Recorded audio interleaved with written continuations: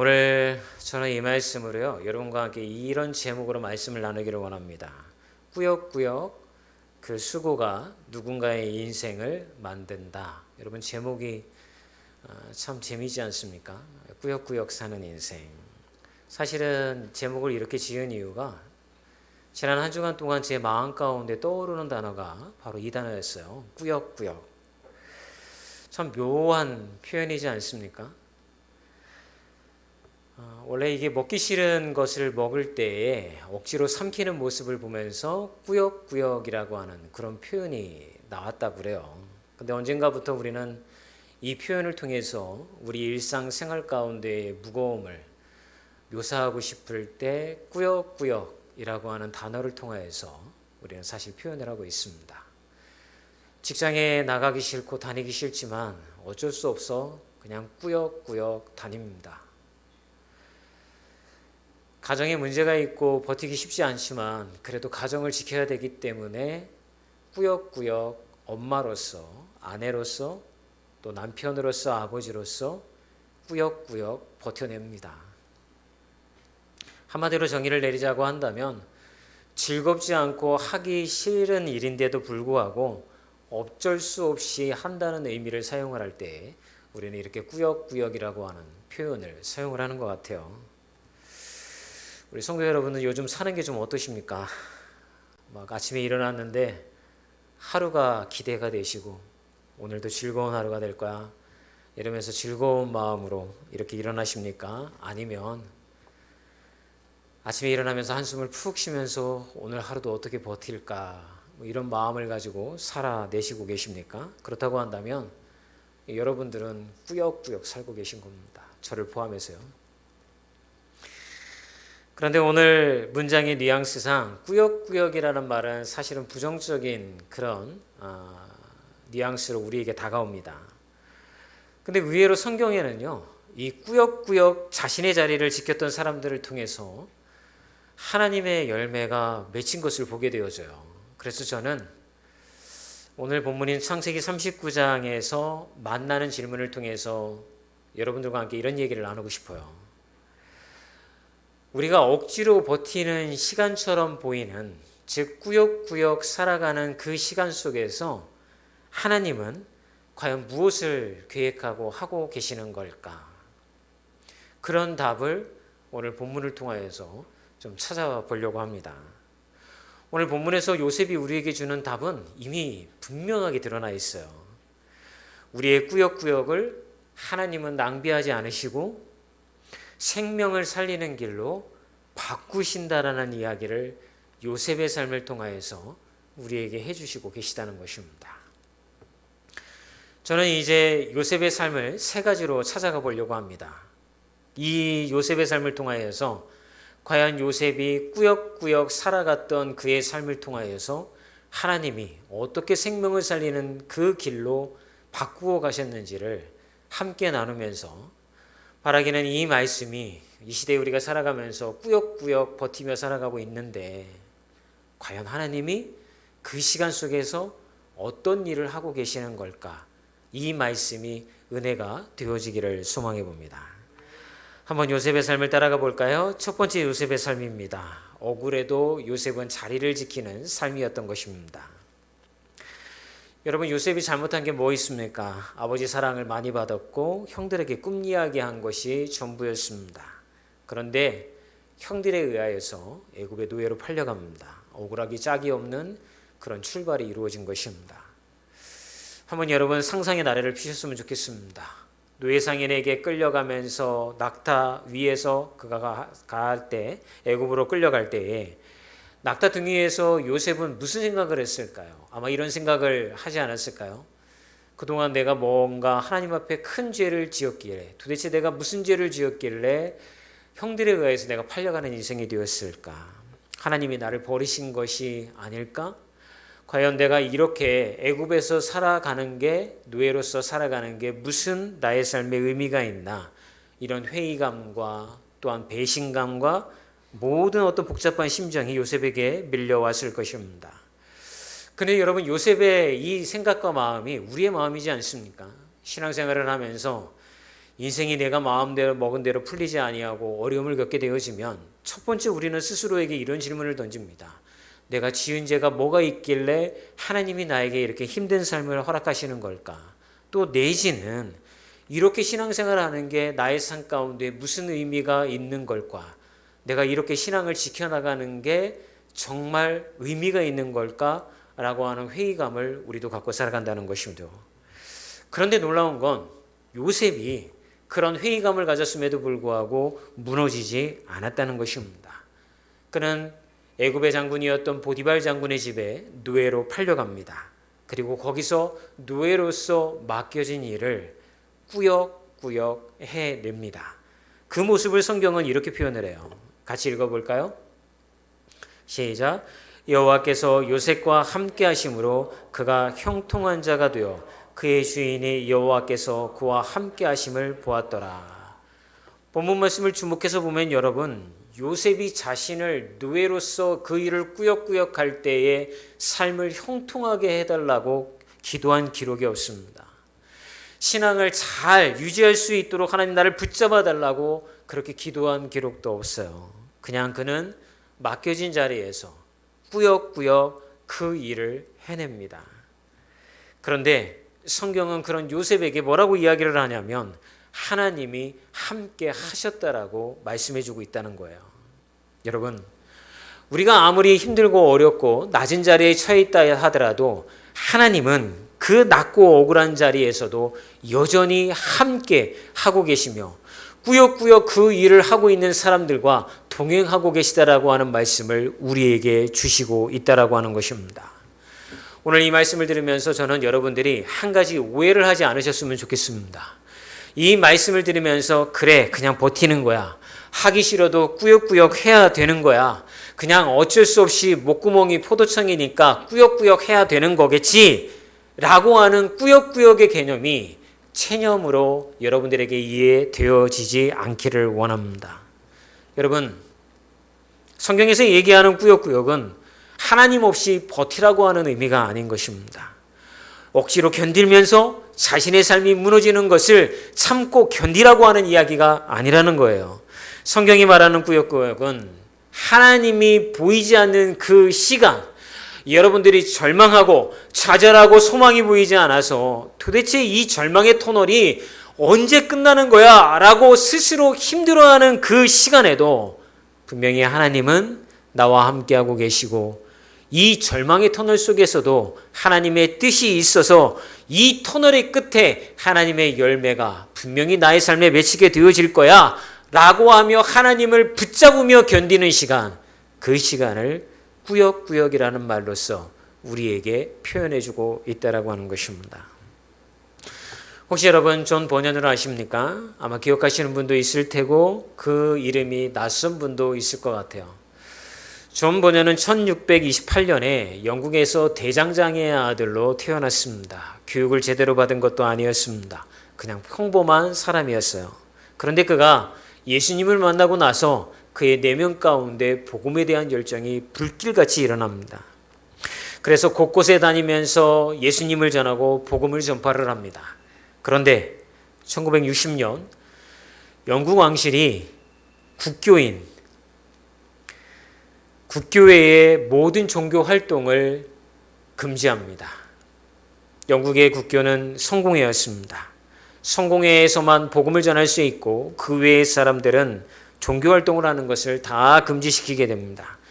당연히 존 버년에게도 당국에서 관리자들이 찾아와서 설교를 그만하겠다라고 서약을 하면 당신을 감옥에 데려가지 않겠습니다 라고 제안을 하게 됩니다. 존 버년은 당연히 그 제안을 거절을 합니다. 그 결과로서 그는 메드포드 감옥에 12년 동안 갇히게 되어집니다. 여러분, 말이 12년이지 12년 동안 이 감옥 바깥에서는 4명의 자녀들이 방치가 되었고 아내 혼자 그 가정을 꾸려나가야 되는 상황이 벌어지게 되어진 것입니다. 그런데 이런 절망이 가득한 감옥 속에서 존 버년은 꾸역꾸역 글을 써 내려갑니다. 그의 생각에 언제 그가 이 감옥을 벗어나서 나갈 수 있는지 계산이 되어지지 않았습니다. 무엇을 감옥 속에서 해야 되는지도 알 수가 없었습니다. 도대체 의미 있는 게 무엇인지도 그는 깨달을 수가 없었던 것이죠. 하지만 그는 감옥 속에서 그냥 꾸역꾸역 글을 써내려갔습니다. 그리고 그가 12년 동안 꾸역꾸역 쓴 책이 나오게 되어졌는데 그게 바로 철로 역정입니다. 출판 후에 성경 다음으로 전 세계 독자들에게 가장 많이 읽힌 책, 200개 이상의 언어로 번역이 되어서 수많은 사람들에게 신앙의 도전을 준 책. 그런데 존 버녀는 감옥 안에서 12년 동안 이 책을 써내려갈 때 자신이 꾸역꾸역 쓴 이 책이 수많은 사람들에게 신앙의 도전을 주고 수많은 사람들의 신앙을 붙들어주는 책이 되어질지는 그는 예상하지 못했던 것이죠. 그는 자신이 주어진 자리에서 최선을 다해서 할 수 있는 글쓰기, 신앙에 관한 글을 그냥 써내려갔을 뿐인데 하나님은 꾸역꾸역 존 버년이 머물렀던 가장 낮은 자리에서 행했던 그 글을 하나님의 역사를 일으키는 도구로 사용하셨던 것입니다. 저는 오늘 감히 이 자리에 앉아 계신 여러분들에게 이런 말씀을 드리고 싶습니다. 혹시 여러분 신앙생활에 회의감이 찾아왔습니까? 하나님을 믿는다는 게 무슨 의미가 있는지, 교회를 나간다라고 하는 게 과연 나의 삶 가운데 무슨 의미가 있는지, 열심히 살았는데 돌아오는 게 없어서 그냥 인생이 허무한 분이 여기 앉아 계십니까? 여러분, 요셉도 똑같은 질문을 스스로에게 했습니다. 존 버년도 감옥에 12년 동안 갇히면서 여러분들이 가지고 있는 그 느낀 감정 질문을 그대로 하나님께 돌려드렸습니다. 그런데 하나님은 그 자리에 앉아 계시고 이 자리에 앉아 계신 여러분들을 외면하지 않으신다고 말씀하고 계시는 것입니다. 여러분들이 그냥 꾸역꾸역 살아내는 인생, 꾸역꾸역 뭔가를 가정 가운데 엄마로서 하고 아버지로서 하고 직장에서 하는 그것이 아무런 의미가 없는 것처럼 보여진다 하더라도 하나님 앞에서는 의미 있는 일이라는 사실을 우리에게 말씀하고 있다라고 하는 것입니다. 많은 분들이 이런 생각을 해요. 회의감이 밀려오는 게 신앙이 없는 것 아니냐고. 근데 여러분의 믿음이 약해서 회의감이 밀려오는 것이 절대 아닙니다. 그것은요, 오랜 시간을 버텨놓은 사람이 치르는 대가인 것입니다. 그 자리를 지켜온 여러분들에게 하나님이 이렇게 말씀하십니다. 내가 너와 함께 하고 있어. 네 생각에는 너의 인생이 무너진 것 같고 가장 낮은 자리인 것 같고 신앙이 아무 의미 없는 것처럼 보여지는 바로 이 시간에도 나는 너와 함께하고 있다라고 하는 말씀을 통하여서 버려지는 시간, 의미 없는 시간인 것처럼 보이는 그 인생이 분명히 하나님과 함께 하심을 통하여서 생명을 살리고 열매를 맺는 시간으로 사용될 것이다라고 하는 약속을 우리에게 해주고 계시다라고 하는 것입니다. 여러분, 요셉은 알았을까요? 그가 노예로 팔려가는 그 과정이 형제들을 살리고 유대 민족을 만드는 역사의 통로였다는 사실을 요셉은 알았을까요? 요셉은 몰랐습니다. 그런데 그는 훗날 깨닫게 되어집니다. 그리고 이렇게 고백을 합니다. 하나님이 생명을 구원하시려고 나를 당신들보다 먼저 이 땅 가운데 보내셨나이다. 형제들을 만나서 보복당할까봐, 때로는 해를 얻을까봐 두려워 떨고 있는 그 형제들의 마음 가운데 형님들 그렇지 않습니다. 하나님은 여러분들을 살리려고 저를 이곳으로 먼저 보내셨습니다. 저는 이곳에 낮은 자리로 왔지만 이것이 꾸역꾸역 삶을 살아내는 나의 삶을 하나님이 생명을 살리는 길로 바꾸시는 전환점이 된 것을 저는 믿습니다. 라고 고백했던 것입니다. 두 번째, 여러분, 요셉의 자리를 또 한번 찾아가 보도록 하겠습니다. 두 번째는 잊혀진 것 같아도 요셉은 꾸역꾸역 자리를 지켰습니다. 여러분, 요셉이 이렇게 꾸역꾸역 자신의 삶을 살아내며 하나님과 동행해야 했을 때 우리가 기대하는 것은 그의 인생이 좀 나아지는 거잖아요.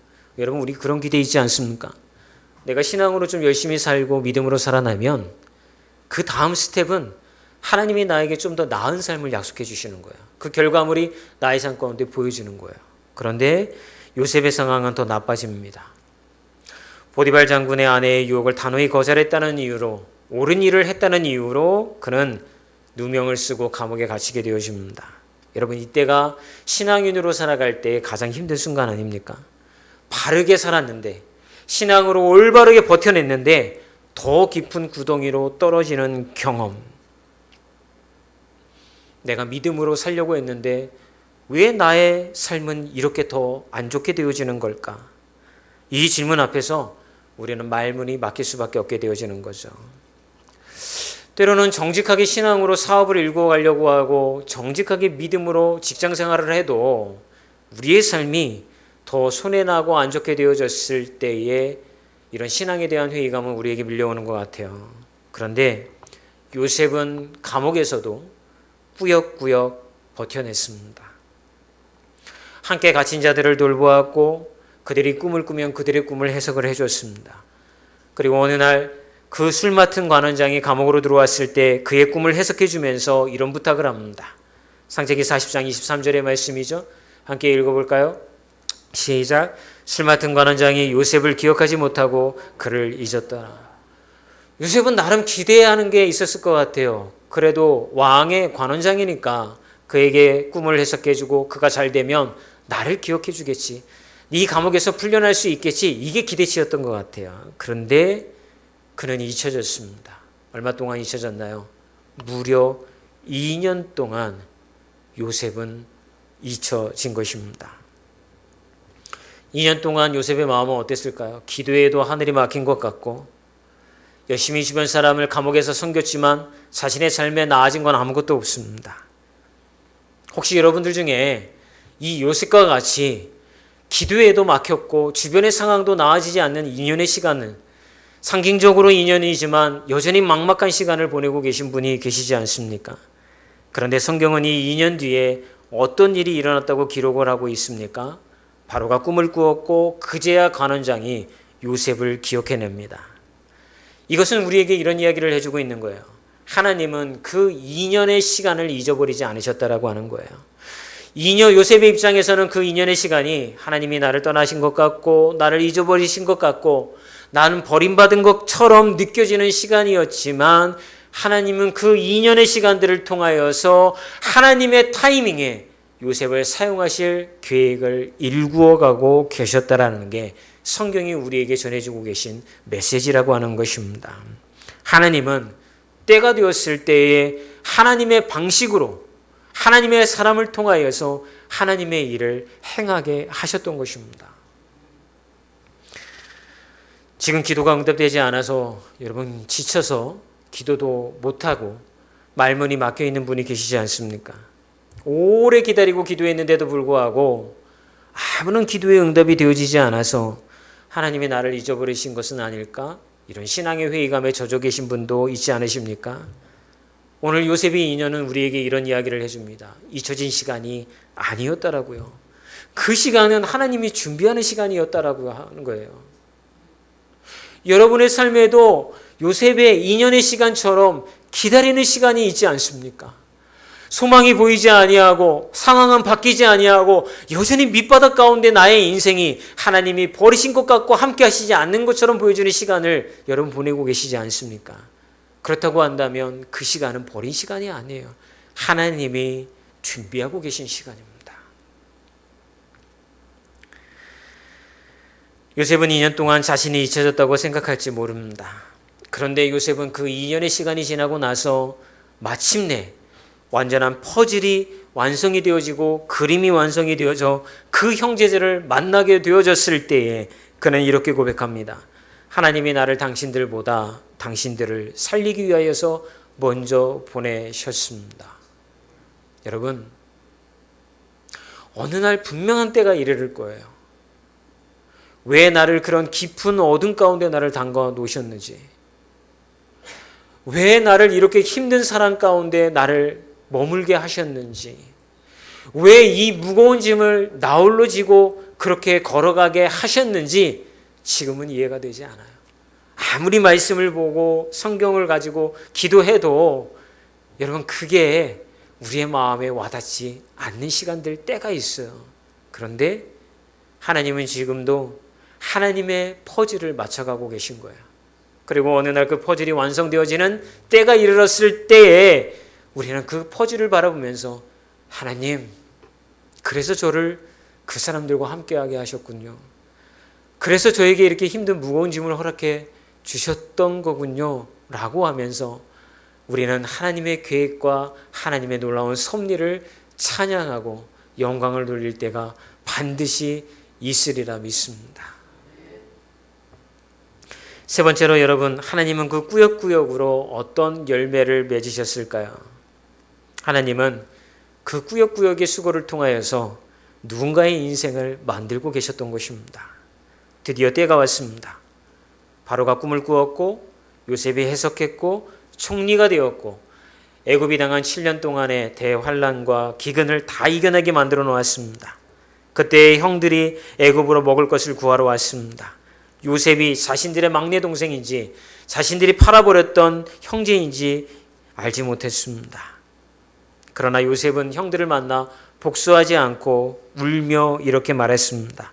창세기 45장 4절의 말씀이죠. 읽어보겠습니다. 나는 당신들의 아우 요셉이니 당신들이 애굽의 판자라.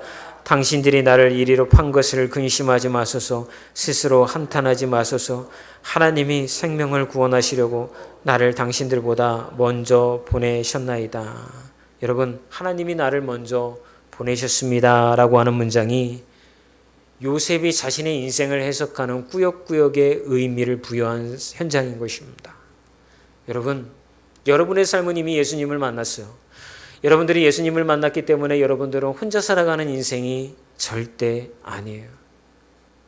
주님이 부르시는 그날까지 하나님은 우리를 사용하십니다. 우리가 걸어온 인생길이 남들 보기에는 어떨지는 모르지만 하나님 보시기에는 가장 가치 있는 인생길이 아니겠습니까? 내 스스로 남들과 비교해서 평가할 때에는 참 나의 인생이 힘들고 어려운 인생이었다라고 말씀하실지는 모르지만 그 인생도 하나님이 들어 쓰시지 않으셨겠습니까? 여러분, 야곱이 자신의 아들인 요셉을 만났을 때에 요셉이 아버지에게 신분을 가른 채 이렇게 묻지 않습니까? 노인장, 나이가 어떻게 되셨습니까? 그랬더니 아들인지 모르고 야곱이 이렇게 얘기를 합니다. 제가 겉으로 보기에는 저의 손주들보다 얼마 살지 않은 것 같지만 제가 남들과 비교했을 때 겪었던 고난과 어려움은 말로 표현할 수 없을 정도로 산전수전 다 겪은 어려움을 거치면서 여기까지 왔습니다 라고 이렇게 표현을 합니다. 여러분, 과연 애굽의 인생이 복받은 인생일까요? 형 에서의 장자권을 훔쳐서라도 빼앗아서라도 누렸던 복이 야곱에게 있었나요? 그의 인생을 되돌아보면 저런 인생을 살고 싶지가 않아 라고 하는 게 아마 우리의 마음일 거예요. 그런데 복받은 야곱의 인생은 다른 게 아니에요. 하나님의 손에 맡겨졌기 때문에 하나님의 뜻을 이루는 통로가 되었기 때문에 그의 인생을 성경은 복받은 인생이다라고 표현하고 있는 거예요. 우리 인생도 마찬가지인 거예요. 남들보다 잘 살고 걱정 없는 인생으로 살고 남들이 부러워할 만한 그런 것들을 누리고 살고 이것으로 복받은 인생이라고 이야기하는 게 아니에요. 성경이 주목하고 있는 것은 하나님이 너의 인생을 하나님의 뜻과 계획과 그것들을 이루어가기 위한 통로로 사용했을 때에 주님, 이래서 저를 이렇게 사용하셨고 여기에 두셨군요 라고 하는 고백을 하나님은 듣기를 원하신다라고 하는 거예요. 그런 고백을 하는 자들을 하나님은 기뻐하시는 거예요. 그런 자들을 통하여서 하나님은 너의 인생을 내가 사용하도록 내어주어서 고맙다라고 그렇게 말씀하고 계신 거예요. 그런 인생은 그림이 완성되고 나서야 보이게 되어지는 것입니다. 우리가 잊지 말아야 될 게 있어요. 하나님의 손에 맡겨진 인생은요, 우리를 살리는 인생이 되어질 뿐만이 아니라 다른 생명을 살리는 축복의 통로의 인생이 되어질 줄 믿습니다. 지금 여러분이 꾸역꾸역 무엇을 만들고 있는지 보이십니까? 아마 보이지 않으실 거예요. 그냥 꾸역꾸역 버티고 계시니까요. 가기 싫은 직장도 꾸역꾸역 나가고 정말 도망가고 싶지만 꾸역꾸역 그 가정을 지켜내고 힘들고 쉬고 싶은데도 불구하고 꾸역꾸역 교회를 찾아오고 무릎 꿇으면 기도가 안 되는데도 불구하고 꾸역꾸역 기도하려고 애쓰고 말씀을 읽으려고 해도 눈에 들어오지도 않는데 어떻게든 꾸역꾸역 그 성경을 한번 읽어보려고 하고, 그렇다고 한다면 여러분들은 하나님의 손안에 있는 것입니다. 그리고 여러분들은 분명히 다른 생명을 살리는 그 길에 통로가 되어져 있다는 것입니다. 이런 길을 걸어갔던 분이 또 한 분이 있습니다. 요셉과 같이 힘든 길을 걸으셨죠. 바로 예수님인 거예요. 하나님의 아들이신 예수님이 바로 요셉의 인생을 통하여서 메시아가 우리 가운데 온다고 한다면 이렇게 어려운 삶을 꾸역꾸역 살아내신 분이 예수님이다 라고 하는 것을 이미 그림자처럼 보여준 게 요셉의 인생이라고 하는 거예요. 그런데 예수님은 그 죄 없는 길을 꾸역꾸역 걸어가심을 통하여 우리를 살리셨지 않습니까? 만약 예수님이 꾸역꾸역 걸어가셔야 할 그 인생길을 걸어가지 않으시고 다른 길로 가셨다고 한다면 우리는 살아날 수가 없었을 거예요. 저는 이제 말씀을 마치려고 하는데 여러분의 꾸역꾸역은요 하나님의 손안에 있는 거예요. 저는 여기 앉아 계신 분 한 분 한 분들을 생각해 봅니다. 오랫동안 신앙생활을 했지만 지쳐 있는 분, 기도했지만 응답이 없어서 회의감에 그렇게 앉아 계신 분, 열심히 살아왔지만 남는 것이 없어서 허무함을 가지고 살아 계시는 분, 이렇게 살아가는 게 맞나 싶을 정도로 사는 게 재미가 없는 분, 정말 오늘도 지루하다, 사는 게 재미가 없다, 하루를 버텨나가는 게 의미가 없다, 이런 생각을 갖고 계신 분이 아마 계실 거예요. 그런 분들에게 저는 말씀드리고 싶어요. 하나님은 그럼에도 불구하고 그 꾸역꾸역 살아가는 분들을 바라보고 계신 거예요. 그리고 그들을 사용하고 계시고 침묵과 같이 암흑과 같이 보이지 않는 인연의 시간들을 통하여서 여전히 하나님의 계획을 만들어가고 계시다는 말씀을 드리고 싶습니다. 그리고 마침내 때가 이루어지면 하나님은 열매를 맺게 하실 것입니다. 억울한 자리에서 꾸역꾸역 앉아 계십니까? 하나님이 함께 하십니다. 잊혀진 시간 가운데 꾸역꾸역 앉아 계십니까? 하나님이 준비하고 계십니다. 하나님이 보이지 않는 시간에 꾸역꾸역 보내고 계십니까? 하나님이 열매를 만들고 계십니다. 그러므로 여러분 무너지지 마십시오. 여러분의 수고는 절대 버려지지 않습니다. 하나님이 보고 계실 줄 믿습니다. 갈라디아서 6장 9절을 보면 우리에게 마지막으로 이런 얘기를 해주고 계신 거예요. 읽어볼까요? 선을 행하다가 낙심하지 말지니 포기하지 아니하면 때가 이름에 거두리라. 여러분 걷는 때가 있습니다. 그 때를 위해서 달려가는 저와 우리 모두가 되기를 주인의 이름으로 축원합니다. 같이 찬양할까요?